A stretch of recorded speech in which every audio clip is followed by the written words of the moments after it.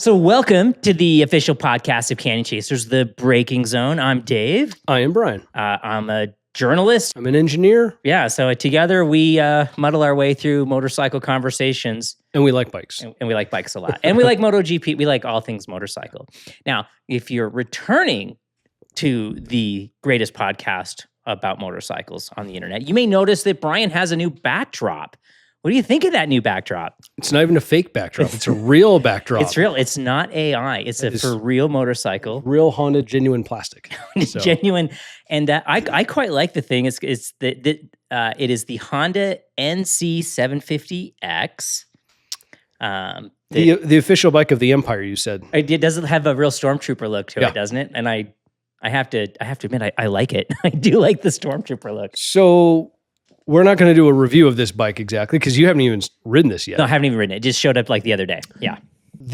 What is this thing for exactly? So this is really an interesting topic because we've been doing a lot of reviews. There's all these non-traditional transmissions that are coming out.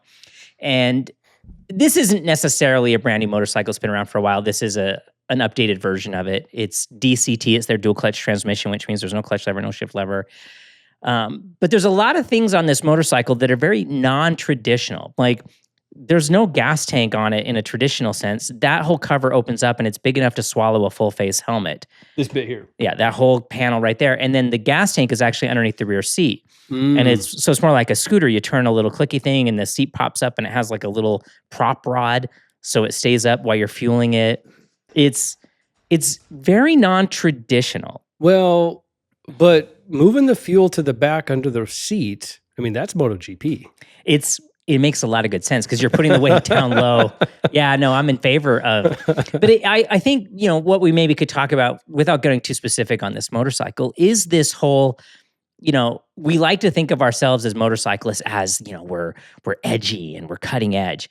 But I think the motorcycle community as a whole is actually quite the opposite. We're absolutely entrenched in tradition where new ideas get kind of tossed out before they can ever really, do they work or do they not work kind of a thing. This is the epitome of it, right? It's not really the epitome, but a good representation of the motor sits in the chassis a little bit differently. It doesn't have a normal transmission. The gas tank isn't where it normally is, right? Yep. And I thought it might be fun to talk about like where we think motorcycling might be going because electrics are coming, the industry has changed. So on the traditionalist part, for just a second, we haven't even finished recording and I can predict the comment section already.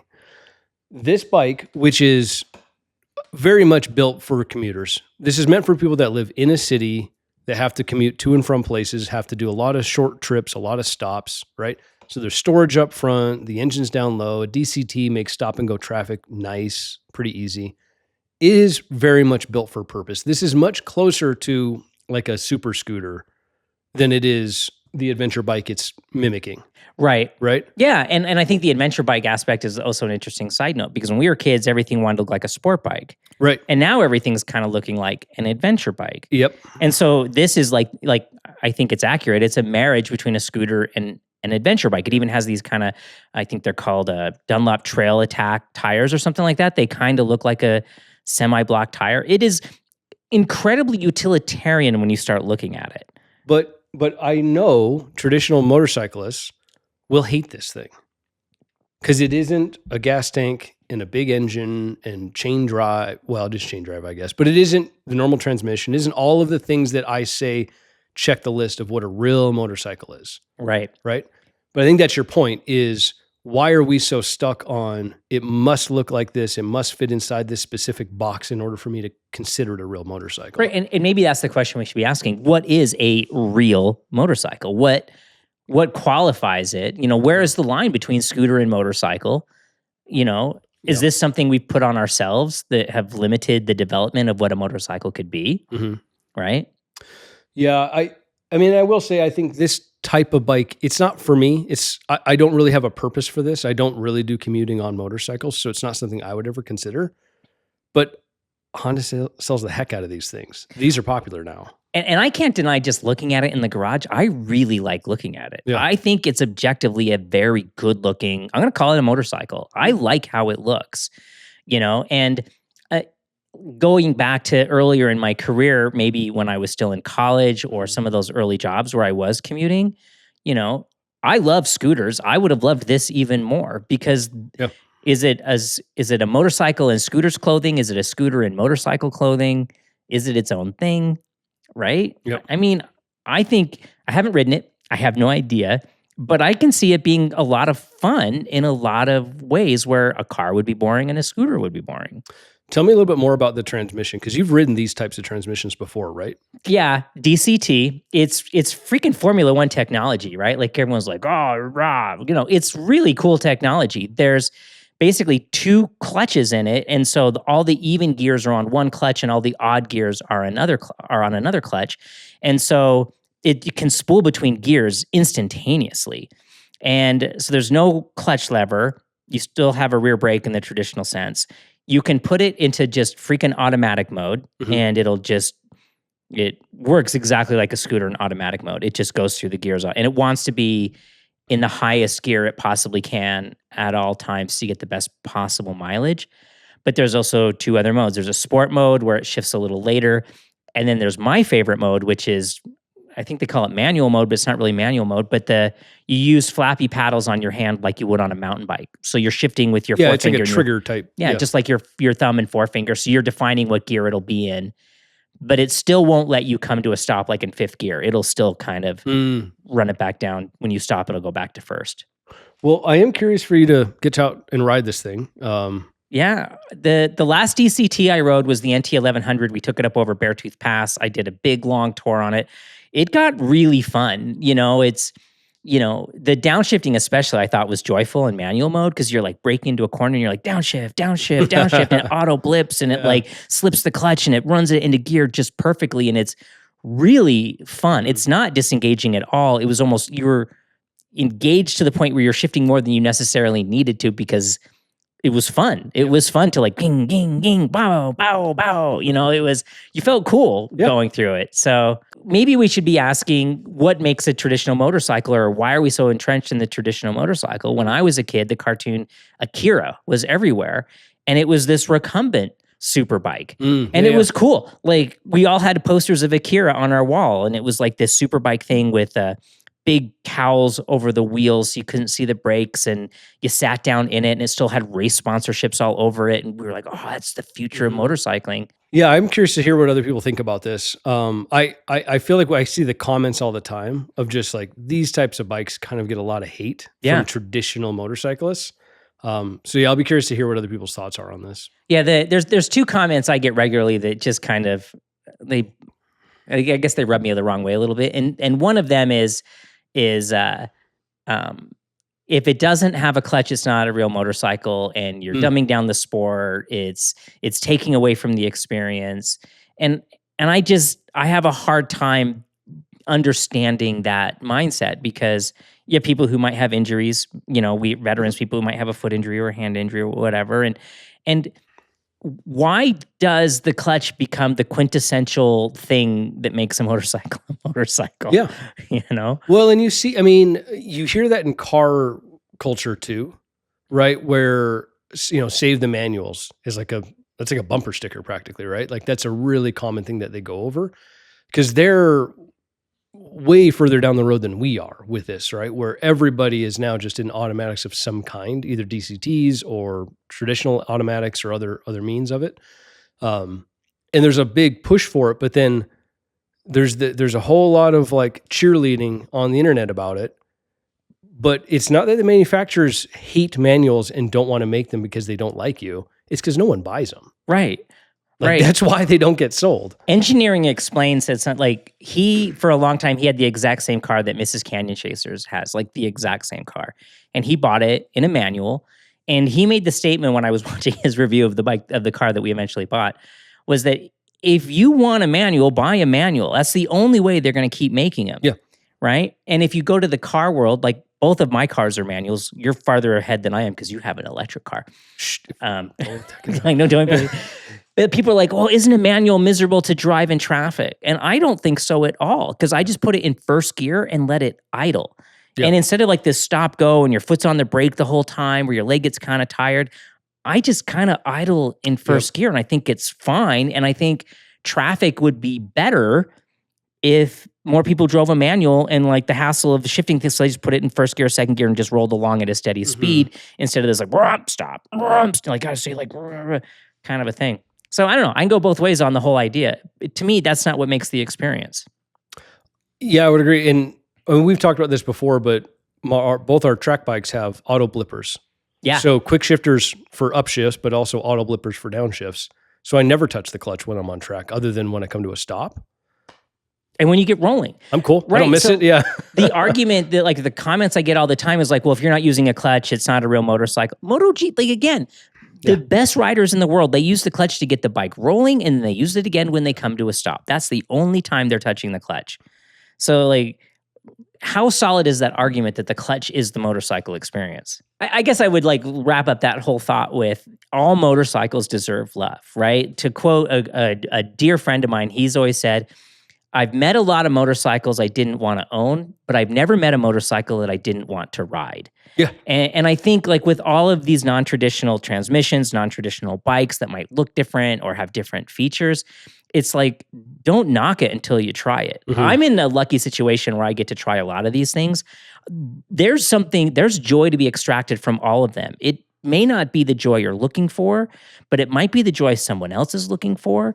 And they're still objectively fun. You're still leaning the right way through corners. You're still, even the most mellow, passive, generic motorcycle in the world is still like measurably faster and more exciting and thrilling than $1 million supercars. Yep. Right? Well, and there's this great, I'm going to butcher this. My memory is that it's Nigel Mansell, but it might have been a different driver. But he was on record quoting, saying that his favorite vehicle to drive, his favorite car to drive, was an old box van from the 70s, because it was like roly-poly with skinny little tires and all this stuff.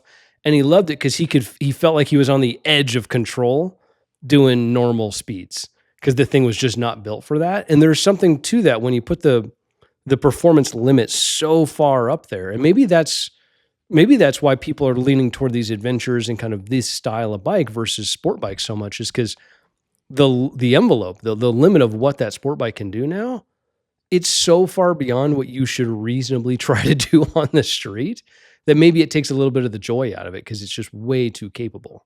Maybe the younger kids are smarter than us, because it seems like the newer generations coming up are less interested in super bikes. They're more interested in some of these smaller little bikes. Yeah. I was going to the Home Depot yesterday, and like kind of a big guy on a little Triumph 400 Scrambler was just like going for a nice warm winter day's ride, and like he looked like he was having a gas. And if you think about it, in the 70s, right, when motorcycle culture in America was really born, a big bike was a 350. And so maybe we actually are kind of more returning to our roots of what makes riding motorcycles fun. Fun is maybe the smaller, simpler things. I can remember as a kid, my dad had, was it a GZ 550? Oh, those things were fire-breathing dragons in their day. And it was, I think, an air-cooled 550, I think, right? Yeah. And I remember it had a red gas tank. I still remember the bike a little bit as looking back on it. But that thing was top of the pile in the magazines when it came out. And it's a little air-cooled 550. It's a commuter now. Yeah, well, now 500 is considered entry level. That's where you start. Yeah, right? Yeah. So yeah, maybe that's it. Maybe the envelope has just gotten too far out there that's less appealing now, because it's and you look at a modern leader bike, an R1 or anything like that. First gear, without any modifications, first gear will get you to about 110, 120 miles an hour sometimes. Yeah. What's second gear for? Right. The envelope of performance is just so far out there that, maybe that's why this is now the more appealing thing. It's just more sane.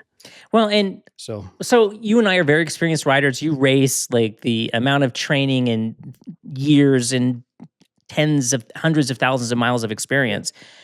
I still don't feel like I can extract everything out of a leader bike. You're a better, faster rider than I am. Do you feel like you can extract everything out of a leader bike? The litmus I always talk when other people are talking about the upgrades and the performance things that they want to do to their bike to go faster at the racetrack. Like if you want to do upgrades to the bike because you want to do upgrades to the bike, go nuts. There's a whole aftermarket built for you, right? Put the exhaust on, put the brakes on, put on whatever you want. It's fun. But if you're like, oh, I think this is what's holding me back. It's this exhaust. It's these whatever. It's whatever the upgrade is that you're thinking of, the tune that you want to do. If you take a second and you go, if I put a better rider on this bike, would they go faster than I'm going? Yes, they would. The answer is unequivocally yes. Then yeah. Don't Until your name is Marc Marquez, the answer is yes. So if that's the point is, a better rider would go faster, then go work on being a better rider. That's the thing to work on. Right. So. No, I did mention like the comments that make me crazy.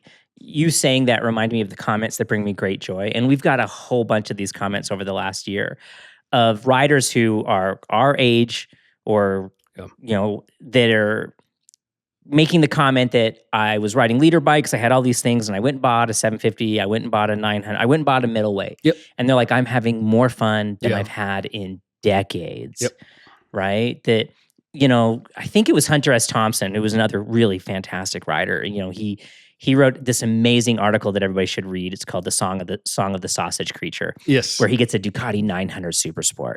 And he talks about it like this fire-breathing dragon. Well, in the scheme of things, a 900 Supersport of that era was like 100 horsepower. It was maybe 420 pounds, not really the fire-breathing dragon by today's standard. But I think he kind of implied in the article, if I'm remembering it correctly, that, like that 120 horsepower thing is kind of the threshold for where fun lives. Yep. And you made the joke, and I quote you all the time on this, when you get into these big, like 200 horsepower motorcycles, that it's almost an exercise in panic management. Yeah. They gather speed so fast that it's like you're, and there's a level of fun in that. I'm not going to lie. It's kind of cool when that's going on. Yeah.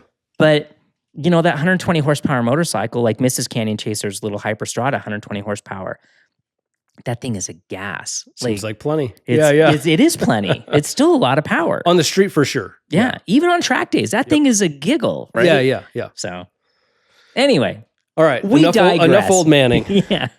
We'll stop yelling at the clouds. Should we switch? Because we have a little bit of GP news. There's a lot of GP news going on. Silly season is kicking off in a big way. So let's first talk about the last couple of bike unveils. Right, because we didn't get to complete. There's a couple new ones that showed up. So KTM showed up. I don't think I've seen the KTM. You have. We all have. You've all seen the KTM plenty of times already. It's not even BNG. It's not even bold new graphics. It's just bold graphics. It's not new graphics. It's just this. It's the same thing. What's funny is it used to be that the Tech 3 team would do something unique. Maybe the black was blue or like the first year that Tech 3 was the KTM team, it had this fantastic orange, like black on orange. That was my favorite. I feel like if it didn't have Red Bull branding, it had very little. If it was any. Almost none. It was just like a big giant KTM. That was one of my favorite ones they ever did. And now it's if you put them side by side, if you took the numbers off the bikes, I guarantee you would be guessing to pick which one was which team. You would not be able to tell the difference. They look identical. So, which I think is reinforcing the idea that the Tech 3 team really is not a second tier team to them. We have 4 basically KTM riders and that's it. Which I mean, they're following the footsteps of Ducati. Yeah. So I would say messaging wise, that's good, but it is literally exactly what they've done the last 4 or 5 years now. That said, the Red Bull paint schemes are always pretty good. Yeah. Like the Red Bull logo, the branding, they do a good job. So I'm not going to complain too much. Agreed. So that one came out. Nothing too interesting from the riders that got mentioned. They all kind of towed the corporate line. We'll talk about riders moving around here in a minute, but nothing too interesting from that one. The other team that unveiled that we haven't talked about yet is the LCR Honda, which was just this morning first time I saw it. Yeah, you showed it to me before we started recording. Yeah. They made an odd choice. All right. So LCR is one of the most interesting, I would say one of the most resourceful teams in the paddock. They know they're not a big team. They know they're not big market teams. But they're clever in that they kind of spread their sponsorship dollars out the best way they can. So for example, if you are if you remember a few years ago, I haven't seen them sponsor for a while, but Givi, Givi, they make luggage. Right, yeah. Givi would only show up once or twice a season, and it'd be all Givi branding. It would look great, but it would be all Givi branding because they knew that they could sell. Givi wouldn't pay the top dollar to be the title sponsor for the season, but I'll buy a round or two because I want the photos. And LCR was great at that for years. They would just have like one-off sponsorships for events, which I thought was a great way to go. This year, so in the last couple of years, they've had Idemitsu, which is a Japanese company, and then they had Castrol the last few years. So the two bikes looked different. Very different, actually. The Castrol, I think the last couple of years was one of the better liveries. Yeah, it was great. It's like that very traditional green and red and white, yeah. Very pretty. But the Idemitsu is pretty dull, if I'm honest. I don't think the Idemitsu is very exciting. You probably can't even picture it in your head right now if you're listening. Without looking it up, imagine Idemitsu in your head. But they have dropped, they don't have a Japanese rider this year. So Idemitsu's like, well, we're out. And so they now have Diego Moreira, who's Brazilian. And so they, instead of having Idemitsu, they lost that. They now have Pro Honda, which I had to go look this up because I wasn't familiar. Pro Honda is like Yamaha Lube for Honda. It's like their in-house branded oils and lubricants. If it's like the freaking Honda polish. If that says Pro Honda, it does say Pro Honda on it. I didn't know this even, but the branding looks great. The Pro Honda logo looks really sharp. It looks very traditional Honda. It's the blue, white, and red. It looks very cohesive. It's well done. Yeah. It looks like the CBR 1000 RR SPR RSPR RR triple R, right? I think that's what it's called. But that bike is stunning. It's great looking. And they also did they did that other super special edition one that had that same color pattern the on RCV. Yeah, the RCV, whatever. Yeah. Oh, that thing was so good looking. Yeah. So they went with the traditional Honda color scheme, the red, white, and blue, which looks great. The other bike, though, is still Castrol, but it kind of looks like Castrol didn't pony up enough cash this year. Yeah, we're going to throw the photo. It looks like they built all the same bike, but they just changed the front fairing based on who's there. Yeah, apparently Castrol only paid enough money to get the front third of the bike. Yeah, the back 2/3. The tank and the tail are the red, white, and blue. It's such a mismatch. It looks like like you put someone else's fairings on your motorcycle. Yeah, it's like, well, I only crashed the front, so I'll just replace the front. It's like, what are you doing? Right. Yeah, it's totally what it looks like. So yeah, even the green, like the lines line up, right? So it's green Castrol, and then you hit the frame, and then it turns to blue across the tank into the tail section. It's an odd choice. Was green paint, like, or they batch it out? They couldn't afford the enough. All I hope is that they hear the feedback from fans and they make the whole thing properly Castrol again. Because when you look at the 25 to the 26, you're like, what a step backward. Like the 25 looks sharp. But it really looks like, because back in the day, it's probably not like this as much anymore, but if you went to go buy a CBR 600 or an FZR 600 or whatever, they came in two colors. Like my FZR 600, there was the pink and blue one, and then there was the blue and blue one, right? Yeah. And of course, I got the pink and blue one because it was the 90s. Yeah. But if I crashed it and I could only find the blue and blue fairings to put on the front, like the lines would line up, but the bike would change colors. Like it would just, but it was the 90s. But that's what the Castrol thing looks like to me. It looks like someone crashed and broke a fairing and they could only find the other color. I'm a little bummed about, they took probably the best looking paint scheme out there and kind of made it look silly. They kind of messed it up. Yeah, it's unfortunate. So I'm not super psyched on that. But the only team I think we are still waiting on. Wait, didn't we saw the other Ducati team. We saw the purple, Grassini. Gosh, you're right. I totally forgot. Right. The Tiffany's blue. Grassini does the blue. Last year they did blue. They had some black accents, and then they did the chrome. It wasn't silver. It was chrome. Right. It was all over Alex Marquez's leathers and the big King logo. Yeah. And I think when I first saw it last year, I was like, oh, that's kind of fun. This like crazy reflective chrome. About 2 rounds in, I was like, oh, okay, that's enough of that. Like I was like, this is obnoxious. Like it's just this hyper reflective. And I imagine the other riders were annoyed by it because it would drive me nuts. Right. But anyway, they dropped that. They now went for like that. It's called BK8, I think. It's a news. Oh, that's what it is. It's like the little crown logo. Yeah. It is this darker blue, And it's kind of, so now you got this like light and dark blue two-tone, which I actually don't think they look that bad together. So I think the only team at this point we're waiting on is the factory Honda, which I think technically comes out tomorrow, but we had to shoot today because I have to travel. Right. So we had to do, yeah. If it shows up before this is edited, I will put the photo. Oh, here you go. This is what it looks like. Don't you love it? It's or do you hate it? What do you think of the wheel color? Does it go? Don't you miss Repsol now? Yeah, I really miss the Repsol. The orange wheels. That was the best part. Yeah. So anyway, that's the team unveils. Nothing too shocking, I don't think, from any of these other ones that came out. But silly season is in full effect right now. I'm just going to throw this out here because if you should be paying attention to what Brian says, because a couple episodes or the episode ago, Brian made some predictions about where people might be going. And I was like, no, there's no way. And I was wrong. So like, if there's like betting pools out there, there's sports betting, you should like be paying attention to what Brian's telling you. You could win some money on the betting pools. So based on what we're seeing happening in silly season already. So the ones that we talked about, we got right, apparently. So none of these are officially confirmed by any of the teams yet. I should clarify that. It sounds like it is basically common knowledge though. Well, there's some of these things that hit my Google News this week. Yeah. And I was like, holy crap, Brian was right again.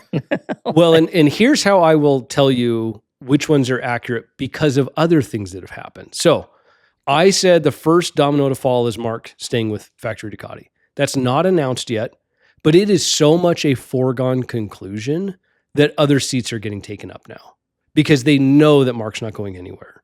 So I said he's the first domino to fall. Even though it's not officially done, it's done. He's staying at factory Ducati. Why wouldn't you? You know? The other one that's interesting is so there was rumors for a while that Fabio Quartararo was going to go to factory Ducati with Mark. He's not. He has signed with Honda. Which, that's one that hit my Google News. And that, yeah, you kind of predicted that. You were saying that was, and I was like, no, that doesn't make any sense. He'll go to Aprilia before he goes to Honda. So he's going to Honda. The reason why I'm confident in Acosta going to factory Ducati now is because Quartararo went to Honda. Right. Because if he was vying for that Ducati seat and they were like, nope, we're putting Acosta on that bike, then he's like, cool, I'm going to plan B over here. Right. Now, Honda may have been plan A all along. I don't know. But I would say that I think some people would be like, hey, that's an underperforming bike to an underperforming bike for a guy who's been complaining about being stuck on an underperforming bike. I don't know. Honda made big grounds the last half of the season. But the Honda looks good right now. Yeah, it looks I'd really say good. It's a competitive bike. Didn't it just get the lap record, or got the test, got the fastest lap at the most recent test was the Honda? Was that right? Did I just read that? I can't remember if it had the fastest one on the end of the test or not, but it was highly competitive with Aleix Espargaro on it, who is a good rider, but he is not Quartararo. Right. Agreed. So I think that Honda is a dang good bike at this point, and Honda has deep pockets. So they were going to get an Acosta. They were going to get a Quartararo. They were probably trying for Marquez, honestly. But they've got money. I think Quartararo is a really great teammate for Rossi's little brother, Luca Marini. I think they are a perfect pairing because I believe the best teams have a great racer and a great developer. And Luca Marini has shown himself to be a great developer. Well, let's come back to Honda for a second. Let's finish talking about the other ones. Okay. So Acosta to Ducati. We talked about that a bit on the last episode. That's not a done deal, but it's again not officially announced. Sounds like it's basically pretty freaking likely. That's going to be a fantastic pairing. Those are easily the two most aggressive riders that are fast. There are aggressive riders who are not that fast, but those two are at the absolute top. What will be interesting is this is probably the first time, I guess the closest analogy to this for Marquez would have been when he was teammates with Danny. I think other than that, when he was teammates with Danny at Honda, he's never had a teammate who is nearly as competitive as I think Acosta is going to be. Now, someone's going to argue and be like, Bagnaia is a two-time world champion. But you saw what happened to him last year. Yeah, I think you're apples to oranges between comparing Acosta to Pecco. Pecco is a very polished, refined Andrea Dovizioso kind of rider. Well, and I love that about him. Yep. But Acosta is more of the elbows out, swashbuckling, take risks, go big, go home kind of. And I think we joked about it last time. I think there's going to be a wall in the garage. I think it's going to be incredible amounts of drama and excitement between those two as teammates. And I think all of those second things, I don't think they'll put a wall up because I think there's such a level of pride of, I don't care what the other guy's doing. Of course he can have my notes. Oh, that makes it even better. Yeah. Oh, that'll be fun. I think there's so much bravado and ego. Now those guys externally do not come across that way typically. But I think internally, the self-confidence that they each have, they're like, let him have my notes. I'm the better rider. He can't ride it the way I can ride it. I'm positive that both of those guys will not do that. But I think they're going to be fascinating to watch as teammates. Yeah, it's going to make for good drama. Yeah. I mean, we watch MotoGP for the racing, but we also watch MotoGP for the story. I mean, we're here for the show. It's the entertainment all around. There's all aspects of entertainment, right? I think those two are going to be fantastic. I think Ducati maybe got exactly what they wanted, and it may be the last thing that they needed. Well, and I just want to throw out there too that I don't think we've seen yet how talented Acosta is, because I think the bike he's been on and the challenges that KTM has had, the financial, I don't think we've got to see how good Acosta can be on a MotoGP bike. Yeah. I think now we might. Yeah. And that's awesome. So I'm pretty psyched to see those two as teammates. I think I've mentioned this. I've sent this to. I had a great conversation in the comments on one of our last. I read through that conversation. I loved it. It was so good. I had this conversation with Mad Guitarist 63, his call sign. Great call sign. We're military, so we're going to go with call sign. On one of our, I think the last episode, he had tons of great predictions as well about who's going where, which is just fun. Neither of us know, obviously. We're going to find out. But it was fun to have the conversation. But one of the topics came up with Acosta going to factory Ducati, which is, it basically was like, well, I don't think he'll go there because, he's basically got the perfect situation at KTM, right? He is the number one rider, clear as can be. It's Red Bull. KTM is going to roll out the red carpet everywhere he goes. They love him. And he's jumping ship to Ducati, who is not going to pay him as much, for sure, because they don't have to. They got Mark. They don't have to, right? Yeah. He's going to give up all the Red Bull money. And they're going to be like, well, you're the young second guy, and you'll be really important as soon as this guy retires, right? He's just going to play second fiddle. It's Danny Pedrosa and Marc Marquez. It really is that same kind of setup. He's going to give up all of that stuff, but I have zero support to back this up. I will not be surprised if Red Bull decides, hey, we're actually going to throw money at the factory Ducati team in 2027. And I would love to see that. I really would love to see you've got Bull Mark, Ducati. Mark, who's a longtime Red Bull athlete. You got Acosta, who's a longtime Red Bull athlete. You got the number one team with arguably the two top riders on it. Of course, Red Bull wants their logo all over that. Well, let's look bigger picture. Red Bull wants to be on the fastest Formula One car. Why do they want to be on the third or fourth fastest MotoGP bike? Yeah. Right? It could be really a Red Bull Ducati. That could look so good. And I know you're going to have people like, oh, no, but they're Austrian and KTM's Austria. I promise you that only goes so far. Right. They will jump ship as soon as it makes more sense to jump ship. When I was working in a lot of the dealerships, the joke was kind of you have your Italian motorcycles and you have your German motorcycles, and they're very different. And the Austrians really blur that line. Yeah. They're really they're half German, they're half Italian. Yep. And so you can see Red Bull.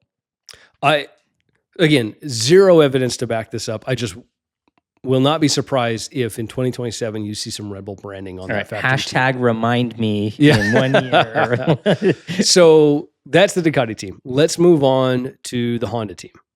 All right. So they just got Fabio Quartararo, who rumor has it he was being paid 12 million euros a year, which is with Yamaha. Do you think he's getting paid more or less with Honda? I could see Honda paying him more, if I'm being honest with you, because Honda needs an alien, and we don't know for certain if Quartararo is an alien. He's certainly alien adjacent, and he may be an alien. Yeah. I think he's unbelievable. I think someone else, I read it, or maybe I don't remember where it came from, that Yamaha was buying his patience. They weren't buying his speed. They were buying his patience to just like, stick with us. Yep. And that contract's over now. And he's like, you had my patience for 2 years. Now I need to go win again. Yeah. And so they've got Fabio. They've not talked about, obviously they didn't announce it officially that he's signed, but they've definitely not talked about money yet. I will be surprised if he's getting paid substantially less than he was at Yamaha.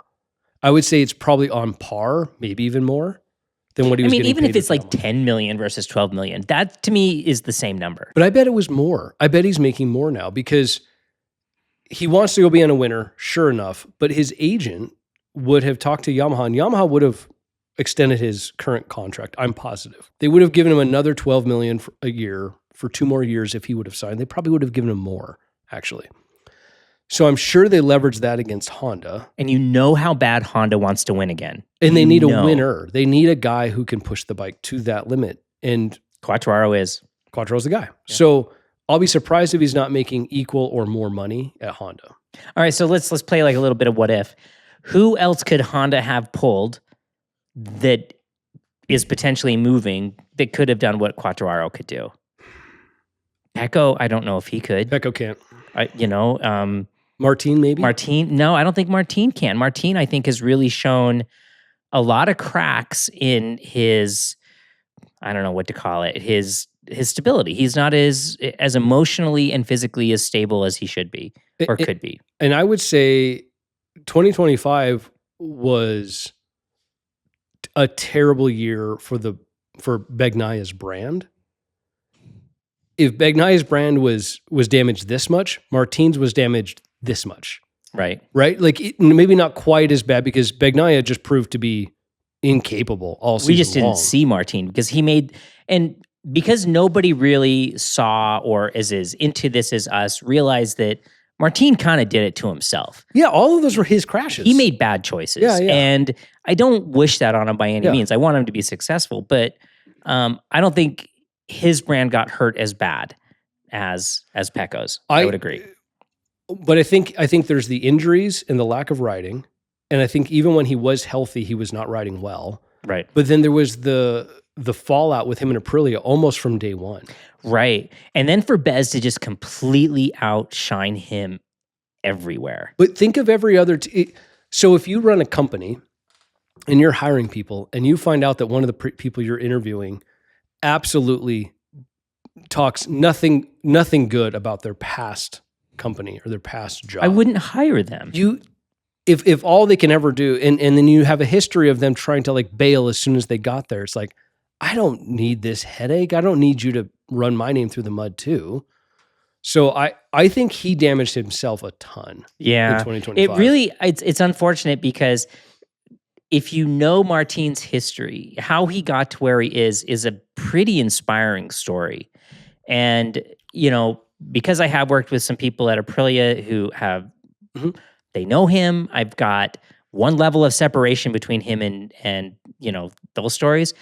They all say very good things about him. Yeah. He's very affable. He's a good guy.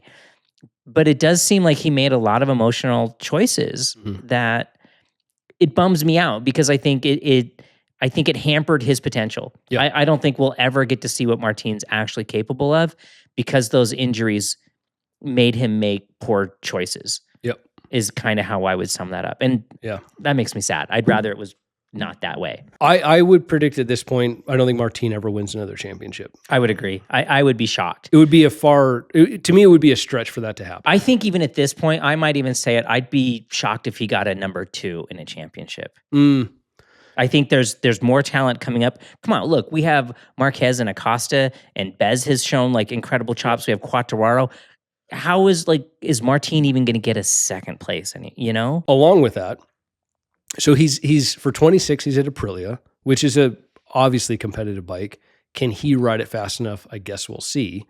But he's going to miss the Sepang test because he's still recovering because the surgery he had to repair his wrist, I think, didn't go as well, so they're going in to do another I cleanup. hate when riders lose to injuries like that, but boy, that sucks. But that's going to put them on the back foot, but there's so little time between Valencia, the last round, and the first there's so little time on the bike, I should say, for the GP riders, that you miss one test, you're so far on the back foot that it is really hard to make up that time. And he's been on the back foot for over a year now. So I unfortunately do not have high hopes for him this year.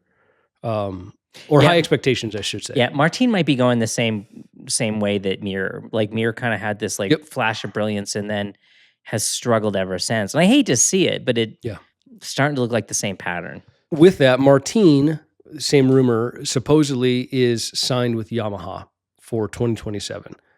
Again, I believe that because it comes out basically the exact same time Quartararo is signed for Honda, because I'm sure Martin was desperate to get off the Aprilia because I think in his mind it's cursed, right? It's been bad from the get-go, and he wants anywhere but here.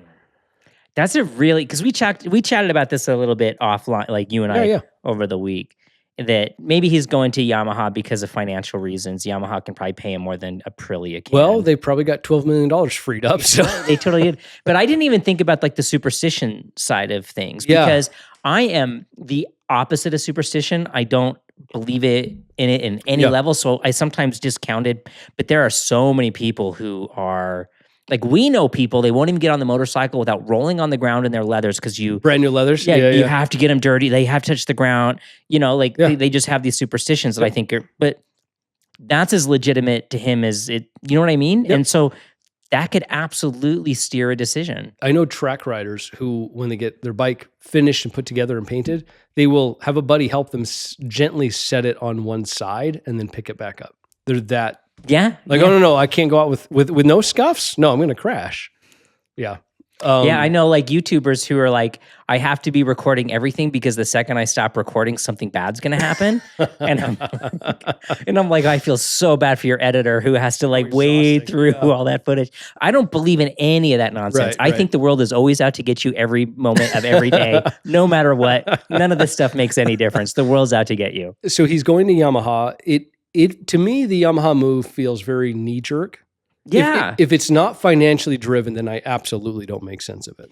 If he's making a financial decision that they're just going to pay me this much money, and he's looking down the barrel of all these injuries that he doesn't know exactly how well he's going to recover, that's a good decision, honestly. And I don't even blame him. Yeah. Right? Because these guys have very finite careers.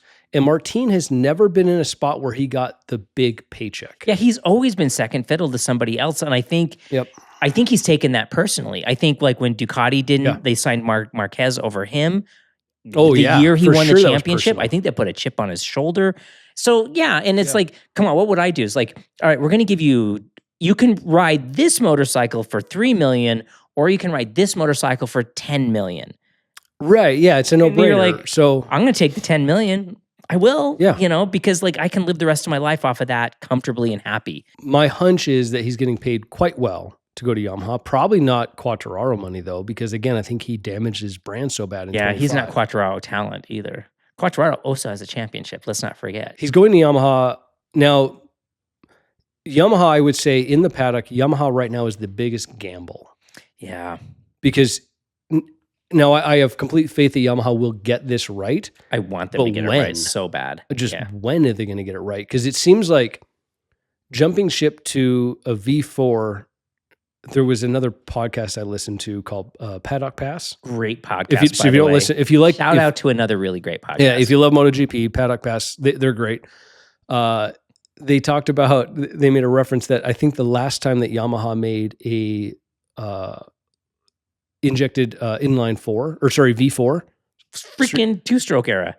Four-stroke V4 was the VMAX in the 80s. Oh, that's a great point. I was thinking of like their MotoGP bikes, but yeah, the VMAX and the Venture, which was their Goldwing knockoff, which was a V4. It was better than the Goldwing in every way. Now we're talking like... I've got utter confidence Yamaha is going to figure out a V4 engine. I'm not worried about that, but just the point is they don't have this long lineage in history of V4 like aptitude, basically, internally. Yeah, they probably have less V4 understanding than even KTM, and they've only been making a V4 for how many years? Yeah. So now again, that's a bit anecdotal. Frankly, it's kind of a funny statement, really. I think it's a great statement because it makes me wax like romantically about those old Yamaha V4s. They were cool. Like the old VMAXs with Do they still make? They don't sell the VMAX anymore, I think do they? they did. They brought it back recently.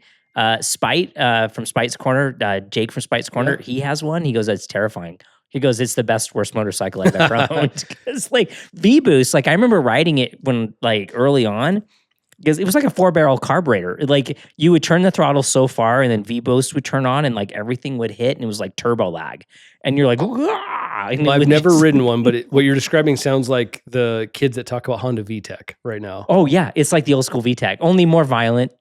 Because we're bias ply tires. We'll drag this back onto the path here. So back to the GP thing. So they've got to get this right, but I would still argue that Yamaha seems to be the biggest gamble at the moment. Yeah.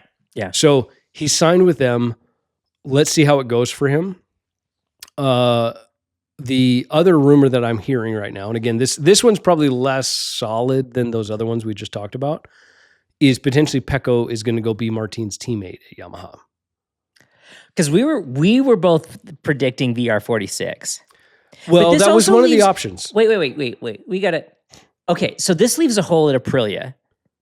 Okay, let's talk about Aprilia. Right, so this leaves a hole at Aprilia. So Pecco, right, we were saying VR46. There's going to be a hole at VR46. There's going to be a hole at Yamaha, and there's a hole at Aprilia. Mm-hmm. How are these three holes going to get filled? So Aprilia is in a good spot in the fact that they have arguably the second best bike on the grid. And they are very clever with aerodynamics, and that is clearly becoming more and more important in MotoGP. My current assumption is that, assuming that Raul does not totally butcher the start of the season, assuming he doesn't go hurt himself at Sepang again, and has a good first half of the season, he is on the factory bike next year. Oh, you think so? For sure. Really? Because they are fine to have Trackhouse be kind of the proving ground.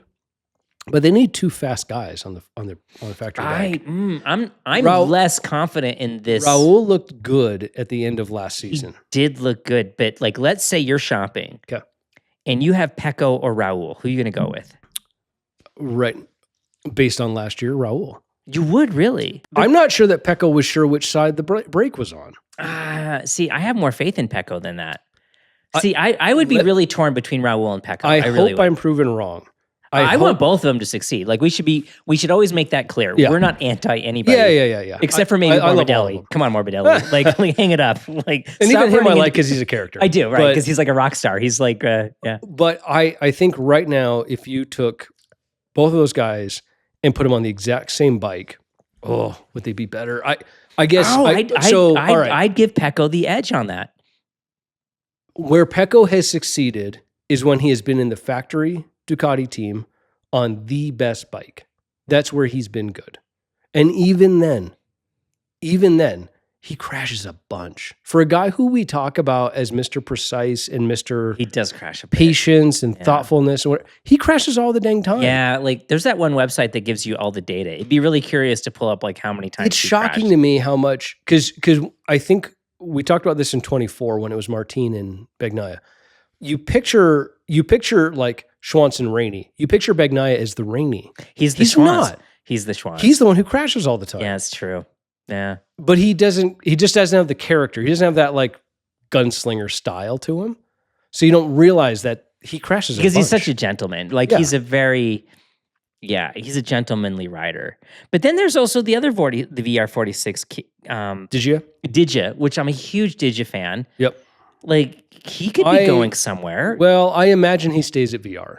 It seems like the perfect fit for him. Like, why would he leave? Yeah, I mean, but you could see him ending up on the Aprilia. But if we're talking like Digi versus Raul, then I think it's like I might lean towards Raul over Digi. And I'm a huge Digi fan. I guess I'm just thinking in the sense of Aprilia's attitude toward their riders. I think they would rather put Raul on that factory bike next to Bez. Because I do think that I do think Bagnaia is going to wind up at Yamaha. I could be wrong. right? We will see. You've been right about so many things. I'm having a hard time like formulating a cohesive argument because we will see. Maybe he tomorrow morning we'll get an announcement that he signed with Aprilia, right? And I'm wrong. So no big deal, right? But I believe he's going to wind up on the factory Yamaha next to Martin. That's so weird because they were like pretty. I don't think they ever had bad blood though. I don't think they ever did have bad blood. Yeah. They were always really good to each other. And I enjoyed that season because of that. Here's the reason why I think Aprilia moves Raul up is they make space on their Trackhouse team for some of the talent in Moto2. Because Raul, I do not think Raul is a Bez or a Marquez or an Acosta or any of those guys. I think Raul is actually very talented. I remember in Moto2, Moto3, he was phenomenal. I thought he was the next Marquez. A lot of us did, yeah. Based on how he performed. He hasn't shown that consistently. But you put Raul on your factory bike for a 1 year, right? A 1 year contract. And I let 2 Moto2 guys take over the Trackhouse team. Where's Ayagora then? World Superbike? Yeah, maybe. I don't think anyone looks at Ayagura and like, oh, 1 more year and then he's up there. Ayagura is going to end up on the Castrol Honda. It admits it's coming back. But I think you put 2 young talents. If you could get, I think the more interesting one for them would be if you could sign Davide Alonso. Oh, heck yeah. Or, there's a handful of guys in Moto2 who are properly talented guys that you'd love to get on your team. But you put Raul in there in a 1 year and you look at who shows up and who you can get on your Trackhouse team, who you can move the next year. I think Raul looks more like a placeholder and it's sort of like a prove yourself kind of thing for him. That's a pretty solid argument. So let me ask you this. Since we're both like Aprilia fanboys and we really like them, who's your first choice that's available to put on the Aprilia? If I am just thinking about... But you can't take Marquez because Marquez, we know where he is. Well, let's assume everyone who we think is signed. Right. I do think I like the idea of Pecco on the bike because I think he could make it work and could be fast. I'm just not sure if 2025 has just shattered him as a person. Like, can he do it? I don't know. Huh. I would have loved to have seen Quartararo on the Aprilia. Oh, me too. If I'm honest. That would have been my top That was kind of pick. my first choice. Yeah, I would have loved to have seen him on there, but that's not happening. Yeah, probably because Aprilia doesn't have pockets deep enough to pay his salary. Not even close. Yeah. So I don't know. We'll see what happens, but that's my hunch is that they'll just move Raul up and then leave that seat for some Moto2 talent and see what plays out. All right. Let us know what you think and what you hope for. Yeah, and to that, I love the banter in the comments. Oh, it's so much fun. Of other people's comments. We have a really fantastic comment section. Yeah. The comments are tons of fun. People are like, it's so much fun to hop in there and be like, oh, yeah, that's a great point. I love some of the perspectives you guys bring too. It's fantastic. Yeah, get in the comments. Tell us what we're totally wrong about. I think that's a bunch of fun. And then the other thing I was going to talk about was we just had the shakedown test. Right. In Sepang. Yeah. So I think tomorrow or the next day starts the actual Sepang test for all the MotoGP riders. What we had was 3 days, I think, of shakedown, which is the test riders showing up and riding everything and making sure everything's basically working properly and getting some baseline data before the GP guys, for the racers show up. Now, the only caveat to that is Yamaha, because of their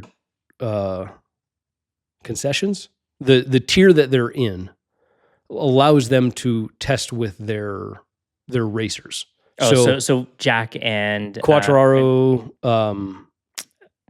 Toprak, Rins, Toprak, all those guys got to go ride at the shakedown test. The other caveat to that is rookies are allowed to go ride at the shakedown. Okay. Just to give them a few more. I don't think I knew that, actually. Yeah, so Diogo Moreira was there as well. Toprak was there, but he was going to be there anyway because Yamaha's terrible right now. Poor Yamaha. That said, there was a few interesting things that came out of the shakedown. The Ducati we'll put up a photo of it right now, has some wild bodywork that they're testing with. I do not think that what you're seeing on screen right now is actually going to be the final version. I think it is, again, let's just test the waters and learn something. And mislead our potentially mislead our competitors. But there is some fascinating stuff going on with that bodywork. If you look at those pictures, so the front on view, I think, is really interesting. The wings look, do you remember? Oh, I'm going to forget which year it is. I want to say it's like 17 or 18, somewhere in that realm. They went to the early test in, I want to say it was Qatar at the time. Maybe I'm wrong. But they had this crazy, they refer to it as the Hammerhead. Yeah. Do you remember this? I totally remember the Hammerhead. Yes. It was the ugliest thing. I kind of liked it. Oh, it was not good looking. Nobody else will agree with you, Dave. No, I kind of liked it because it was so like A10 form over function. Yeah, that's or probably over fair. Form thing. So we'll put a photo of the Hammerhead here so people can see. It was awful, but I kind of it was not aesthetically pleasing. But the front end looked nothing like a front end of a motorcycle. It was just these giant hoops and this super narrow bodywork that was basically enough to cover the intake. That's all it really did. But it was to try a different idea. That is kind of how the current Ducati feels to me. It's this really absurdly wide, big hoops with these big extra like layers to it and this really wide base, all of it to see what comes of it in terms of aero performance. My guess is what you're seeing is a little bit, probably a little bit of a red herring. I bet this isn't quite what we see on the real race bike. But I think they may also be testing some ideas for the 850s. That would be smart. Because the 850s, basically, if you look at a current MotoGP bike, you're going to have a certain width that is limited, and you have to be within that, which I think this bodywork probably is within that, because it looks wide, but it's just wider than what we're used to because it's so bulky looking. But it's also, it's almost like the nose of the Aero appendages are pushed in. Like the nose is pushed in. So it can only, right. It's real. Okay. Yeah. It can only extend a certain point past the front axle, something like that. Right. But that's how this thing looks. It's very kind of blunt, but it has a bunch of surfaces still to it. But it looks to me, when I look at this bike that they were testing with, and we'll show some photos of it, it looks very front end Aero heavy. So it looks like the front end, it's like, how could we possibly push that front tire down more? My guess is because they know that the Pirelli front tire is going to be able to support the weight better than the Michelin can, but also they're going to lose the rear ride height device with the 850s. And they've got to keep the front end down somehow. So my guess is a little bit of what we're seeing is, can we learn this for the 850 as well? And maybe transfer some of this to that. I don't think what you're seeing is going to make it to the 2026 bike. Not exactly. Super fun. That's really... We'll see. Fun stuff. Well, that's why, like, I really like these. It's, no affiliation. We don't get paid for this, but to subscribe to like the MotoGP website, to get access to all of this stuff. They should pay us, though. They should pay us. We talk about MotoGP all the time. They should, MotoGP should pay us. They should give it. Just give me a free account, right? Like, that's actually all I care about. Because I'm going to be. There's not money in YouTube. Do you know what I did? I canceled my Amazon Prime and I ordered MotoGP instead. It seemed like a better. I get more value. Yeah, I got way more value out of MotoGP than I did. Jeff Bezos doesn't need any more money from me, but I want MotoGP to have that cash. And in like this kind of stuff, because you get access to. Now, what's really fun about a lot of these, you'll get the video with no commentary. Yeah. So you're just hearing the engines. Yeah. And it is really cool just to hear the bikes like, and oh man. Yeah. So the Ducati's bodywork is probably the most striking because it is absurd looking. Again, I don't think that's what we're going to see at round one. The KTM, Mika Kallio was out there on a bike. So Mika Kallio is one of their test riders. He is more like their durability test rider. He is the guy that you put on the bike when you just need to clip off miles because you got to make sure this thing's not going to fall apart. He is not that fast. I mean, comparatively. Mika Kallio would mop the floor with all of us. Eviscerate all of us on a track day. but he's, compared to those guys, he's a few seconds off, which is enough to not be valuable for a test rider. But they put him on a bike and he can durability test stuff to whatever they need. He's consistent. Yeah, and he doesn't fall. So he was out there on, they've not officially said this, but all signs point to he was out there on an 850. Oh. So there's two things going on. One is they want to shake down the 850 and develop it because they know this year's not the year, next year might be the year. The bike had the bodywork that would have been within 850, the new rules. It did not have a rear ride height device or a whole shot device on the front. It very much, I think, was them learning 850s. And it was slower. It was a couple, 3.5 seconds off. Okay. Like, which you would say, okay, that's in the window that we would expect the 850.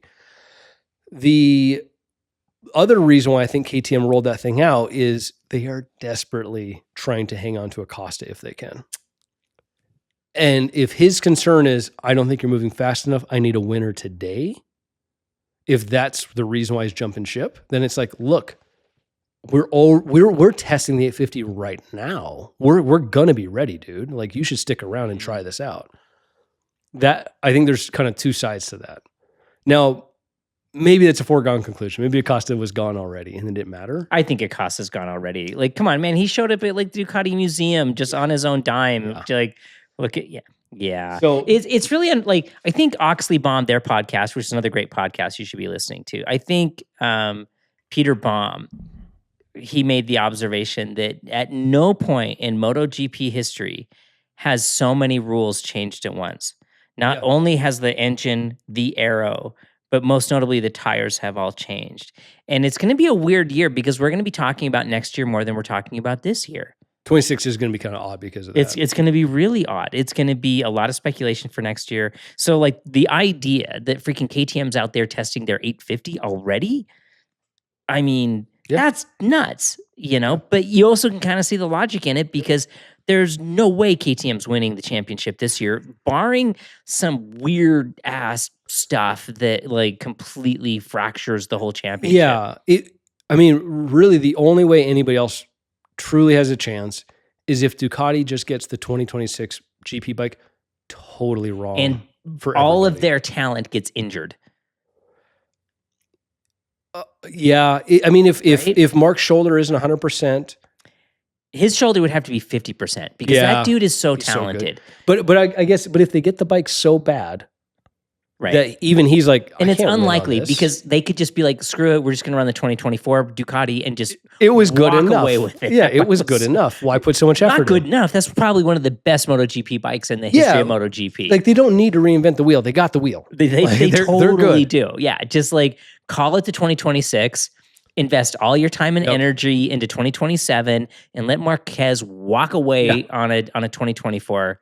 Like I do want to, that reminds me, I do want to come back to Ducati in a second here, but let's continue. So the other thing that we saw with Yamaha was the factory guys had the fully new bike to test with. There's an interesting thing. We'll put up a photo here of the swing arms right now. This was cool. Right, so, we've talked about the swing arm already in the past. How it's this spindly little thing. So the one that you see that has the open cutaway on the right side, that is the one that they were running toward the end of last year, and it looks very similar to what Ducati is running on their World Superbike bike. Yeah. So effectively, what you're seeing is if you've got the frame up here, the swing arm pivot up here, and you've got the axle back here. The way that the load is transferred is through these two spars that kind of go up and then back down. Right. And there's a shock mount in there and all that. But basically you're putting these two long arms, these beams that go up away from it and a big cutaway in the center. This would give you structurally, think of a bridge for a second. This would give you a lot of vertical strength because if you hit the rear wheel on the ground, right? If you hit a bump, let's say, the top truss member, the top little brace would be in tension. And it would not want to be caved in. It would not want to flex. And the bottom one would be in tension. It would not want to stretch. But because of that big cutaway and how thin those spars are, when that bike is leaned on its side, it lets that swing arm have a lot of flex side to side, which helps that rear tire find grip and it helps it turn and it feels better. It gets better grip throughout a corner. Then the other one that you're seeing has this black carbon cover on part of it. I don't think so. One argument would be, well, that carbon cover might be to protect it from the heat from that black cover from the heat from the exhaust. Because there's a little that wasn't at all my first thought. There's a little pipe. Thing. There's the little that exits right underneath the rider's foot peg, basically. Yeah, I don't think heat was at all a worry. I think it is a cover for whatever is going on underneath that thing. You think there's more going on? I was wondering if it was just an Aero thing. but I can. Could be. You can totally sell me on the idea that there might be some other crazy little spindly things. So Honda in the early 2000s were playing with this a lot. They called it program flex. Yep. That a chassis that's too stiff, right? When you're on its side, you're going to end up with chatter. Your tire's going to basically bounce off the ground. And so they program flex into the swing arm and whatever, so that when you're on its side and your suspension can't really work as well, there's only so much cornering load to work the suspension. You need some sort of flex there. So that makes perfect sense to me that like they're playing with that swing arm. That's totally what I saw. But I did not see that carbon fiber was hiding some other crazy little bracing. I thought it was Aero. I thought it was turbulence off the tire. Yeah, now it could, and it very well could be. It could just be a cover to smooth the airflow a little bit. Yeah, because we saw that with the Aprilias last year, the weird little half moon things on the bottom halves of the wheels. But I wouldn't be surprised if it is just trying to mask whatever it is that's going on underneath. Now for all I know, it could be, it's literally just a flat cover and there's nothing going on. Right. But it could be that the spars, so if you're not aware of this, we did a video a while back. If you go look, there's one that we posted. It's an excerpt, but it's just on chassis flex. Mm-hmm. We went into some examples, but if you go look up photos, the one thing that Yamaha's good at a lot of things. The thing that they're brilliant at is aluminum. I would argue that they're better at aluminum than anybody. There are pictures and photos that you can find, and we can see if we can't throw a few of them in here, of frames and swing arms and chassis components that Yamaha has done where the aluminum is so thin, it looks like it's wrinkled paper. Yeah, like tinfoil. Literally, you can see like waves in the aluminum, and it's sheet aluminum that is formed and then welded into place. It is so thin, and they have such a solid understanding of aluminum and how to deal with it that they're confident that's fine. That's totally safe. We can make this work. I think that swing arm with that carbon cover on it, my guess is the aluminum spars underneath it are so crazy thin and crazy shapes to get more of that flex that they don't even want to let everybody else know how crazy and thin those are. That's my guess, is that they're hiding what they're actually doing. Because like, if they know that we can, they're then going to try to figure out how are we doing it, and then they're going to learn that it's better, and then they're going to copy it. So we'll just cover it. So we'll just cover it entirely. Yeah. And like we have to not forget that not that long ago, Yamaha was the dominant force in MotoGP. They were known for the best handling motorcycle out there. Everybody always says, nothing handles like those things. Right? Jack Miller got on it. It was not, when he first got on the Yamaha, it was not the fastest bike, but he's like, it's the best handling bike I've ever been on.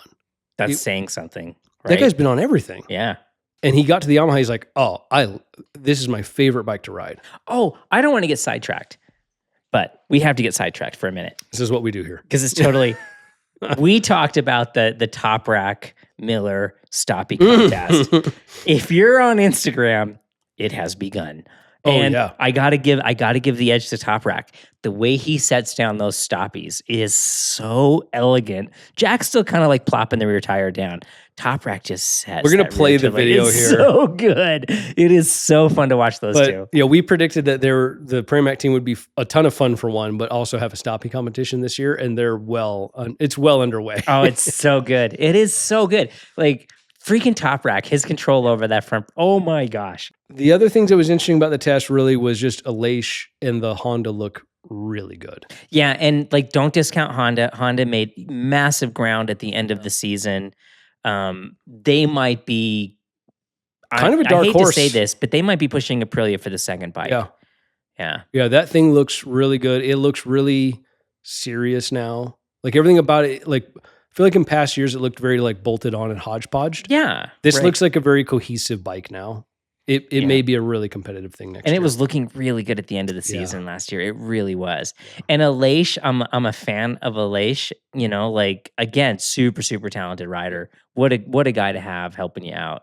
Thanks for tuning in. This was MotoGP heavy. Yep. We at least started with like mere motorcycles that you and I get to ride, but this was a fun one. Let us know what you want to see more of, though. Like, please give us the feedback. Yep. It seems like a Patreon share between both channels was received positively. We already worked on getting that set up. We'll probably announce that soon, so that if you subscribe to one, you get the benefits for both channels. I think that's cool. And Patreon, I looked into it, will allow us to do kind of more open-ended, like a live Q&As, which I think would be fun. Yeah. I think it'd be totally cool. The other last thing I'll mention is, I think, not the next episode, but in a couple, we're going to have Mike Castro back on again. Yeah, Fuzzy Moto, the suspension guy, wildly popular. We're also in talks with one of the very last motorcycle magazine editors in the United States. He might become joining us, and he has some stories about how the motorcycle world has evolved. And we're still talking to Alpinestars. I think we might have them on. There was a lot of questions about Alpinestars, but let us know who you'd like us to reach out to. We'll reach out to them and see if we can get them on the show for you. Great. Thanks, guys. All right. We'll see you next week.